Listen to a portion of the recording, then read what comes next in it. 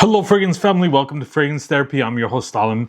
Now 2025 has been a huge year for affordable Middle Eastern fragrances. With new designer and niche fragrance prices going insane, the cost of living everywhere is going up. It's no surprise that people are gravitating towards them. This is my top 30 of the entire year. I started off trying to make a top 20, but I couldn't narrow it down, so I ended up at 30.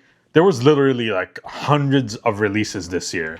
So I capped it at 30. I said no honorable mentions, no two fragrances that are cloning the same thing. And I'm not going to spend too much time on each one. I've done mostly, from almost all of them, I've done full reviews, so you can go back to my channel if you want to know more about them. So we're going to start at 30 and go all the way to number 1. With all that said, let's get into it.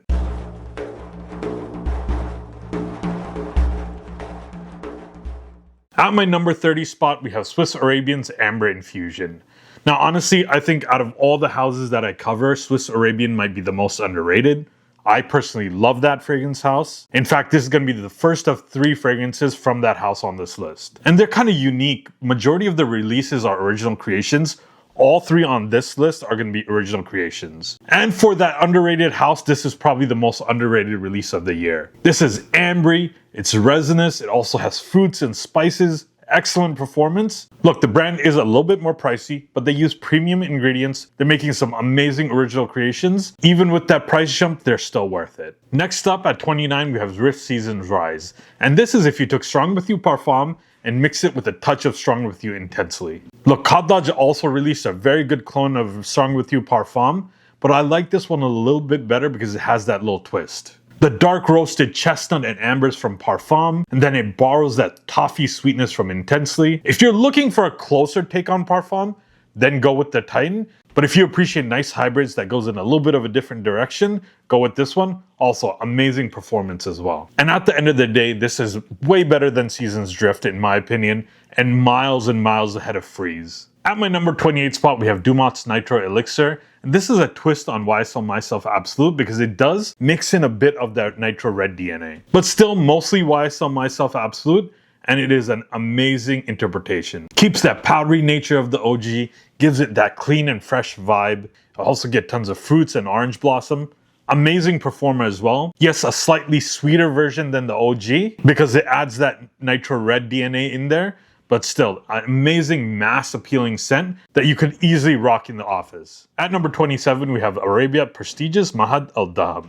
Now, this is a clone of Born to Stand Out's Drunk Lovers, and honestly, it was a breakout year for Arabia. And I love that they chose to clone a fragrance that most of us will never get a chance to smell, and they gave us an amazing version of it. Citrusy spices with the sweet powdery touch, slightly boozy as well. All 3 that look like this in these bottles, it's like this, Marwa, and Noor, all excellent releases. And there's going to be more Arabia to come later in the list. At number 26, we have Afnan's Linked Freedom, and this is one of the newer releases on the list. This is Most Wanted Parfum meets YSL Myself. The opening leans into that clean laundry vibe of YSL Myself. Then it transitions into one of my favorite designers of all time, Most Wanted Parfum. Amazing sweet vanilla woodiness, that clean laundry vibe in the opening. It takes one of the most popular warm weather and one of the most popular cold weather fragrances and makes this amazing hybrid. On paper, I didn't think it was gonna work, but it makes it like a year-round wearable fragrance. Maybe would have been a little bit higher on my list if I had more time with it,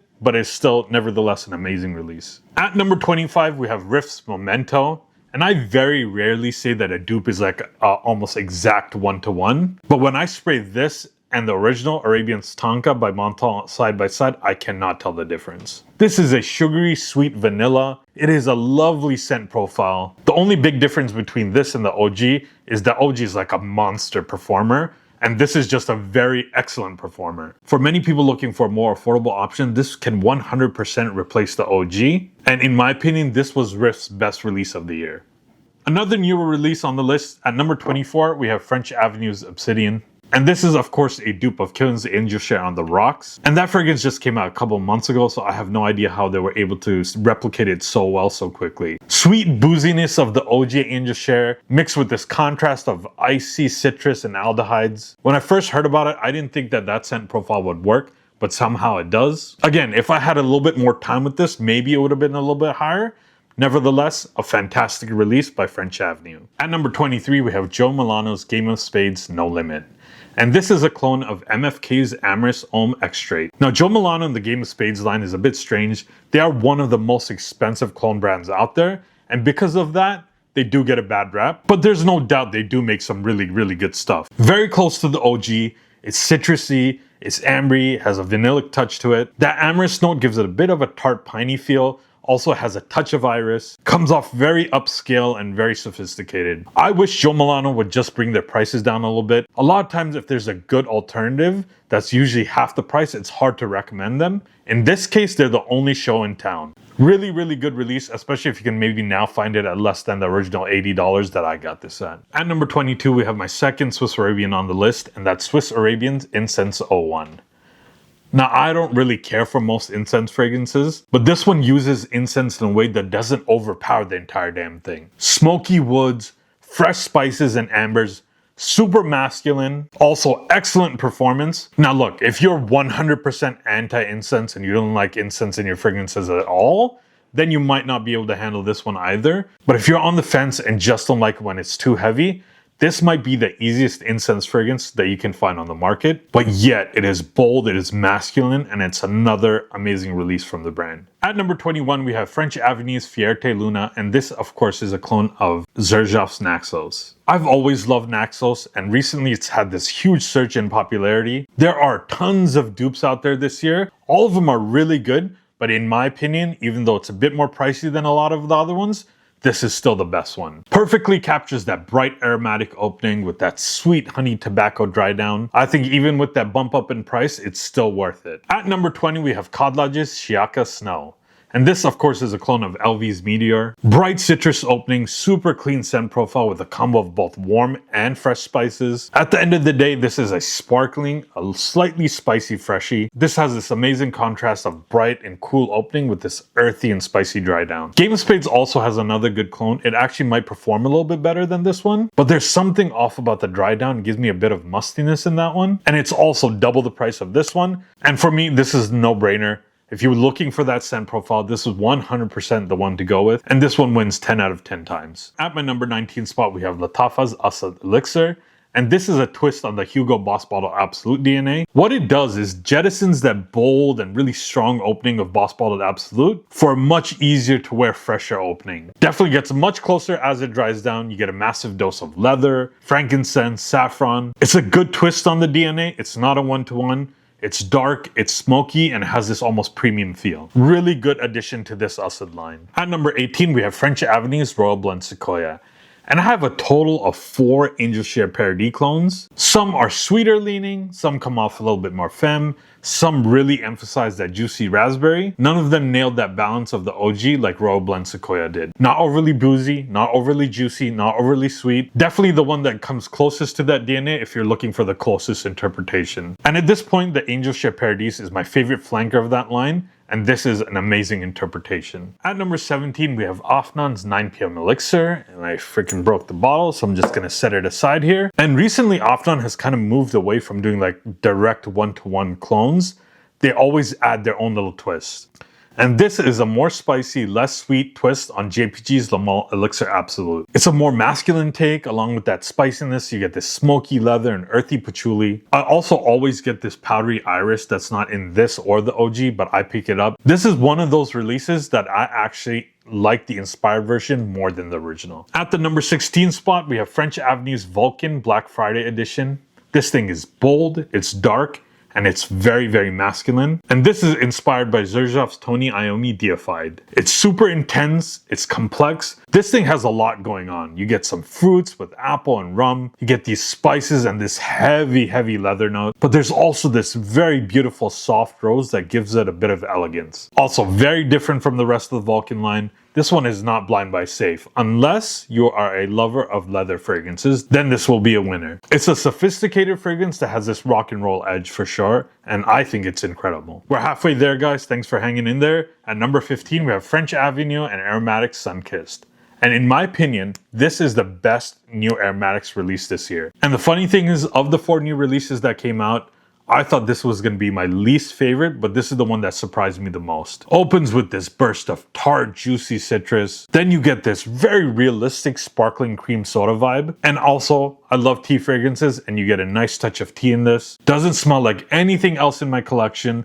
Magnetic was also a damn good release, but this one edged it out. At number 14, we have a fragrance that just made it in at the end of the year. It's the newest one on the list, and that's Lattafa's Musamman Black.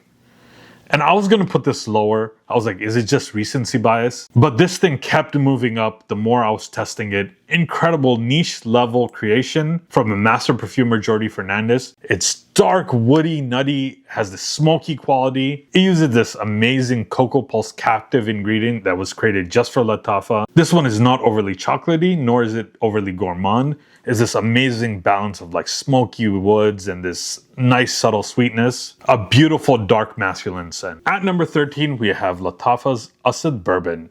And this is my favorite fragrance in the Asad line. This rich mix of cacao, bourbon vanilla, and this beautiful Maribel plum. This one starts off fruity and spicy, but it dries down into that warm, ambery, vanillic scent. It's very much in the same family as fragrances like Azzar's Most Wanted Intense, Armani's Strong With You. And also this one, though it features cacao, it is not superly chocolatey. It actually leans much more into that bourbon vanilla. I love both of those designer fragrances that this blends, so it's no wonder that I love this one so much. At number 12, we have Dumont's Nitro Red Intensely. Now, is this thing very sweet? Yes. Is it very fruity? Yes. Is it playful and youthful? Absolutely. But there's no denying how amazing this thing smells. This one just takes that OG Nitro Red that went super viral and it just amps everything up to 10. Tons of mixed fruits with this woody undertone. This is my go-to recommendation for young men that want something that's loud and attention grabbing. It will get you noticed. I'm older and I still rock this. I just need the right situation. At my number 11 spot, we have Armaf's Odyssey Revolution. Now, Armaf went all in on the Odyssey line this year. But for some reason, out of all the releases, this one kind of flew under the radar. This one is a bit of Lattafa's Calle del Fursan mixed with a bit of 1 Million and then also a little bit of Ultramall mixed in. And I'm not even the biggest fan of Ultramall and the original 1 Million DNA on their own, but when you mix all those three, this thing is amazing. It's fruity, it's sweet, it's aromatic. You get tons of fruit in here, creamy sweetness from praline and vanilla, and spicy aromatics with some woods. One of my favorites in the entire Odyssey line. And in fact, I'm going to be doing a ranking of the entire Odyssey line soon. So let's see where this one stacks up. At number 10 is my favorite Kadlaj release of the year, and that's Kadlaj's Shiaka Shadow. Now, for a lot of people, their favorite line from this brand is the Island line, but for me, it's not even close. The Shiaka line has always been my favorite. Now, they had 2 banger releases from this line this year.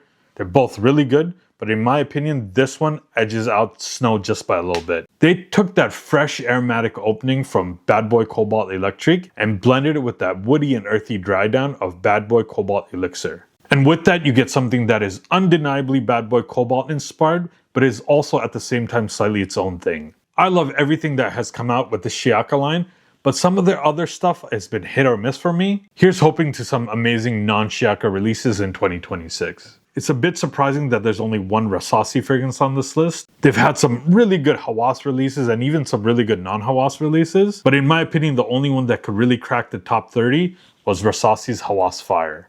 And this is of course inspired by Gissa's Imperial Valley, which is also in turn inspired by Reef's 33. But this was not a one-to-one in my opinion. If you want something closer, go with Paris Corner's Care. This one removes some of those darker, thicker notes like leather and oud. And while I love those fragrance notes, I think it really works well in this one because instead they emphasize those ambers and those aromatics. That change makes it a fresher, cleaner take on the DNA. I think it makes it much more mass appealing, easier to wear year round. Look, I like that Reef 33 Imperial Valley DNA just fine, but I also like that Rasasi gave us a bit of a twist. In my opinion, the best Hawas release of the year. At number 8, we have one that I don't know if is going to make a lot of people's list, but that's Armaf's Ambre d'Or. And this was my favorite Armaf release of the year. Is this a clone of Metairie Premier's Crystal Saffron? I don't know, man. Some people say it is, some people say it isn't. Who knows? Who cares? All I know is this thing smells niche quality and it is awesome. Not your typical mass appealing scent profile. You get this iris, you get saffron, you get incense, you get these metallic notes, but it gets blended into this niche quality scent profile. It combines the bright and fresh opening with this warm, deep, and slightly metallic dry down, and that saffron is really that standout note in this. Definitely not blind buy safe, might be the least blind buy safe on this list, but if you like slightly challenging niche quality scents, then this is your real winner for the year. At my number 7 spot, we have Arabia Prestige's best release of the year, and that's Marwa. And this one had tons of competition. Every single clone house had their own version of Louis Vuitton's Imagination, and honestly, they're all really good. I mean, like Art of Arabia, Essence de Blanc by French Avenue, even Game of Spades had a really good one. I didn't see how they could improve the scent profile without making some twist on it or changing it, but somehow they did. Everything just pops more than any of the other releases on this one. That clean luxury soap, that black tea, that's aromatics and fresh spices, somehow does all those things really well without sacrificing the scent profile. Great release from Arabia Prestige, and I think it really has helped put them on the map. Another fragrance that had a breakout year this year was Rayhan, and in my opinion, one of their best releases was Rayhan's Pacific Aura. And when this one released, I was like, there's no way Rayhan's going to release anything better than this year. But somehow they did. You'll see a little bit later in the list. There are a ton of Pacific Chill clones out there to choose from. Some capture the scent profile really well. I was kind of surprised Maison Alhambra's Jean Lo vibe captures it really, really well. But the performance is not great. Some amp up the performance, but in order to do that, they had to sacrifice the scent profile and change it a little bit. Think Afnan's Rare Reef and Atralia had another release. I can't remember the name. I have it back there. I think it's like called Absolute Chill. But this one hit that perfect balance. Gets really close to the OG and it performs really well. And Pacific Chill is my favorite LV fragrance, and this is the best affordable alternative on the market by far. We're almost there, folks. We're at our top 5, and at number 5 we have Lattafa's Dynasty. This was another one that there was some controversy around. Some people said this is a dupe of Clive Christian's El Red Tea Vetiver, and some people say no, there was a master perfumer that worked on it. While there are some similarities, there are also some major differences. Again, I'm not sure, but I do think some people saw that rooibos tea note and just automatically went with a dupe. But again, at the end of the day, who cares? I'll judge this fragrance on its own.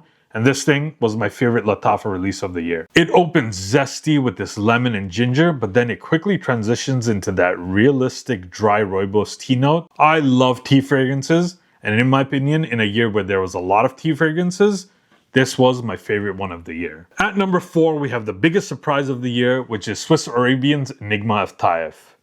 In recent years, I have really started admiring rose as a note in men's fragrances and have moved away from thinking that rose is an overly feminine note. And in my opinion, I think this might be the best rose fragrance that I own. It centers around that incredibly elegant and expensive smelling Taif rose note. And Taif rose is a little bit different from any other rose note. It's a little bit brighter, it's a little bit crisper, beautiful scent profile, and it's unique compared to all the other rose fragrances out there. And this takes that Taif rose and wraps it amazingly in this rich, spicy base. Another niche level original creation from Swiss Arabian. If this was packaged by another niche brand and was sold for like $300 to $400, people wouldn't blink an eye. I'm telling you, people stop sleeping on Swiss Arabian.